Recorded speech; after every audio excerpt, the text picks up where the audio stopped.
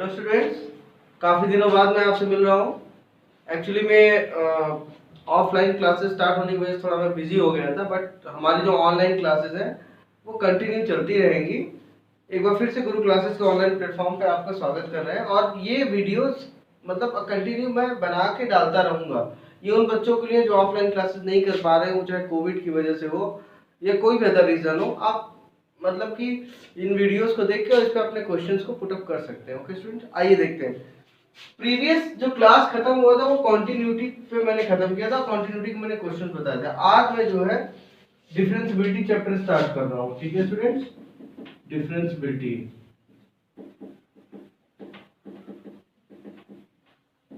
Differentiability का मतलब क्या होता है? एक लाइन में सिंपल सा कॉन्सेप्ट है, स्लोप ऑफ एग्जिस्टेंस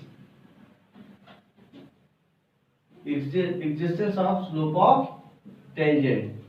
क्या किसी टेंजेंट का जो स्लोप है वो एग्जिस्ट करेगा? कैसे, आइए देखते हैं। तो डिफरेंशिएबिलिटी में मैं आपको इस तरीके से लेके समझाता हूँ। पहले जैसे x, ये x एक्सिस है और ये y एक्सिस है। ठीक है स्टूडेंट, ये मान लीजिए कोई कर्व है y इक्वल्स टू fx। यहाँ से मान लो ऐसे जा रहा है, ये एक लाइन जा रही है, ये मान लेते हैं पॉइंट है हमारा x। और मान लेते हैं, हालांकि h बहुत छोटा होता है बट यहाँ पे तो समझाने के लिए मैं थोड़ी गैपिंग ज़्यादा ले रहा हूँ। तो ये हमारा है x प्लस एच।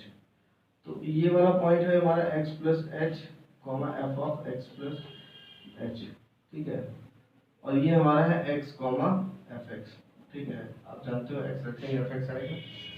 तो अगर मैं इसका स्लोप लूँ, इस लाइन का स्लोप अगर ये थीटा है तो ये भी थीटा होगा। तो ये अगर a है, ये b है, और अगर ये 90 डिग्री पे c, तो in triangle A B C में अगर मैं tan थीटा ले लूं तो आ जाएगा AC upon BC, which is f of x plus h, क्योंकि f of x plus h ये है और fx ये है। देखिए मैं यहाँ पे दिखा दे रहा हूँ।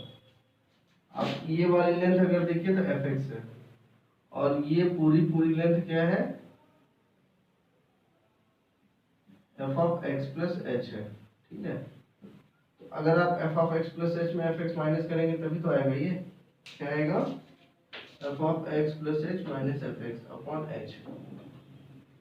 ठीक है, तो देखो एक बात याद रखो बेटा, जब जैसे हम जानते हैं m बराबर क्या होता है? Delta y upon delta x। When x2 is very close to x1, then y2 will be also very close to y1। तो इस केस में जो m होगा वो जो डेल्टा y है that will be converted into dy, और जो डेल्टा x है that will be converted into dx, so the m will be dy by dx। और एक इम्पोर्टेंट चीज कि यहाँ पे जो स्लोप है वो स्लोप ऑफ कॉर्ड है, लेकिन ये जो स्लोप है ये क्या है? स्लोप ऑफ टेंजेंट है। ठीक है, ध्यान रखना इस बात का। तो इसका मतलब अगर मैं यहाँ पे लिमिट लगा दूं, लिमिट s टेंड्स टू 0, तो ये दोनों पॉइंट एक दूसरे के बहुत नजदीक आ जाएंगे, क्योंकि ये जो बीच की गैपिंग है वो h है। तो लिमिट जैसे ही लगा f of x plus h minus F X upon h, so this will be dy by dx, या इसी को हम लोग f डैश x भी कह सकते हैं। ठीक है, तो स्टूडेंट ये जो हमारा आया that is the RHD, right hand derivative. इसको बोलेंगे RHD, that is right hand derivative. ठीक है, ओके। तो ऐसे ही हमारा लेफ्ट हैंड डेरिवेटिव भी होगा। ठीक है, अगर हम पॉइंट के रिस्पेक्ट में लेफ्ट में जाएंगे तो लेफ्ट हैंड डेरिवेटिव आएगा। तो हमारा जो LHD होता है वो क्या होता है?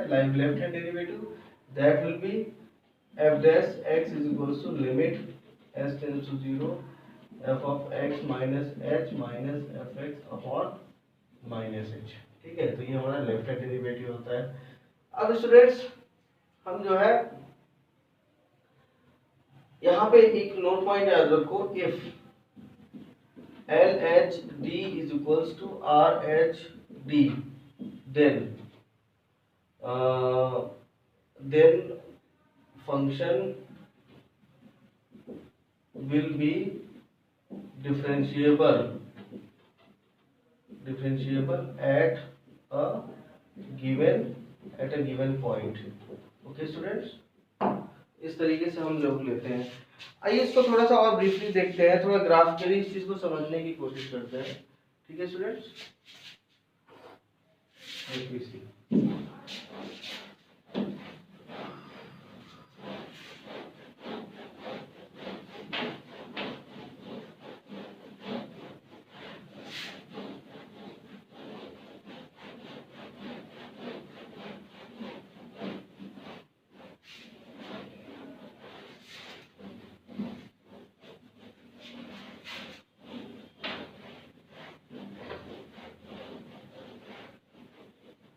आइए देखिए, differentiability through graph, differentiability through graph.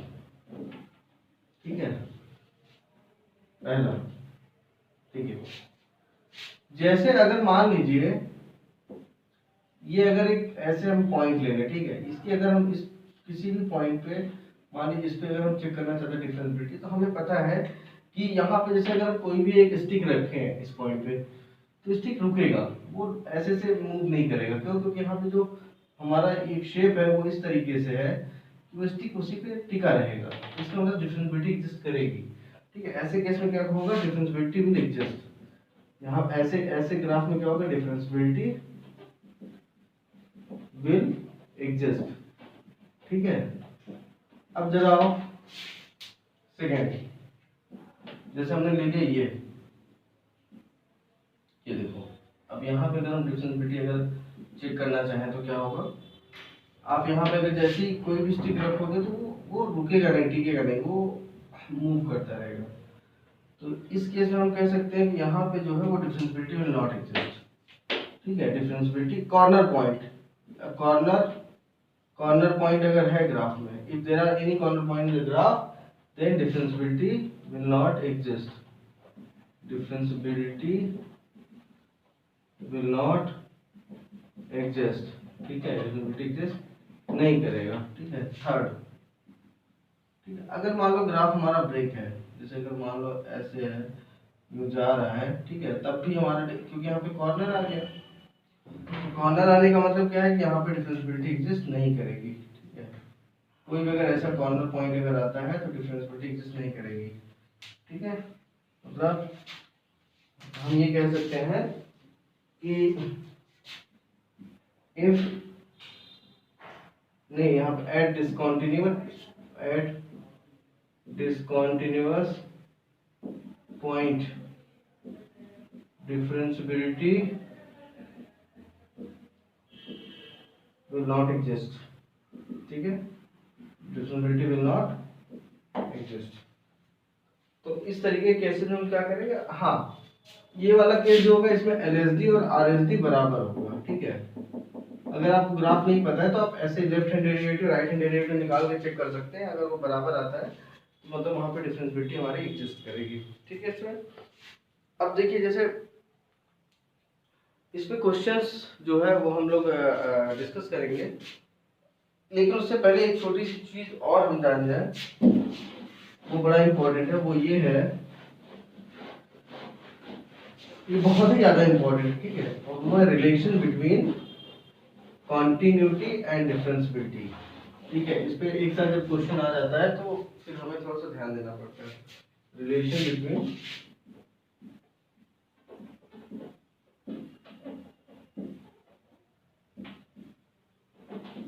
Relation between continuity and differentiability.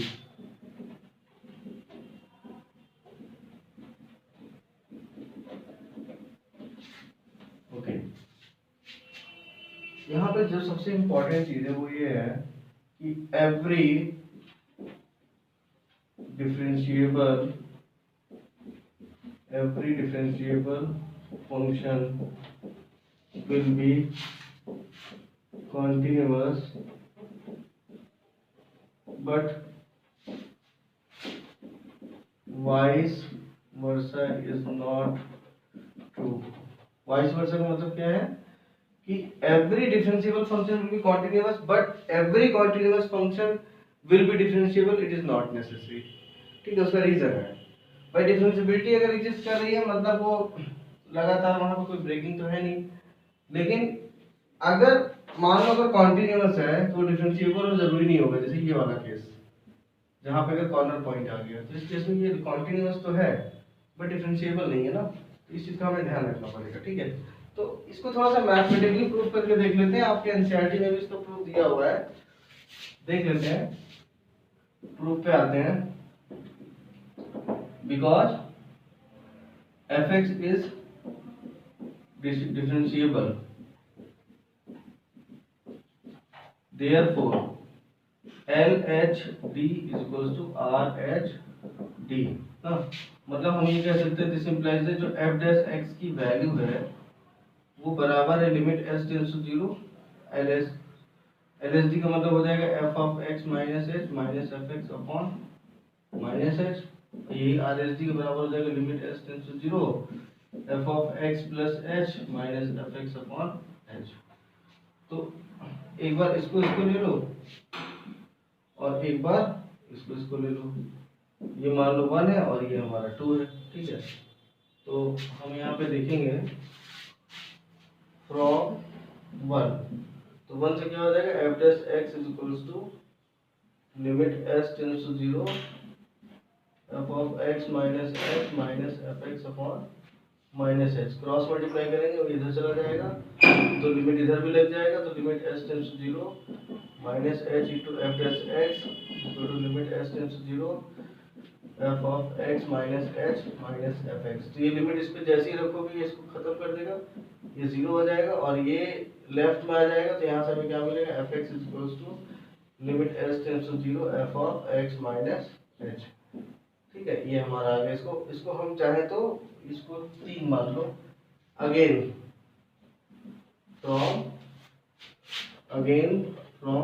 2, तो 2 से देखो क्या होगा, 2 ये वाला है, क्या हो जाएगा f dash x is equals to limit s tends to 0 f of x plus h minus F X upon h। तो यहाँ पे ये इधर आएगा, ये आ जाएगा, लिमिट भी इधर आ जाएगा, फिर limit h tends to 0 h into F dash x is equals to limit s tends to 0 f of x plus h minus F X. तो ये खत्म, 0 हो जाएगा और ये एफ एक्स इधर आ जाएगा, तो यहाँ से आ जाएगा एफ एक्स बराबर limit s tends to 0 f of x plus h।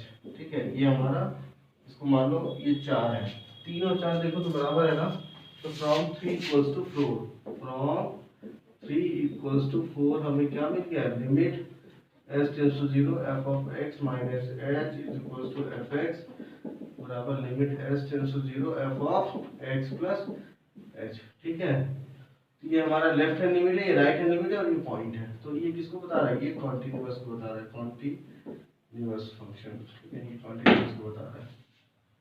ठीक है स्टूडेंट, आई थिंक आपको समझ में आया होगा। अब मैं जो है इस पे अगले वीडियो लेक्चर पे इस पे क्वेश्चन बताऊंगा, अगर कोई भी डाउट होती है तो आप कमेंट बॉक्स में मुझसे पूछ सकते हैं। ठीक है, थैंक यू।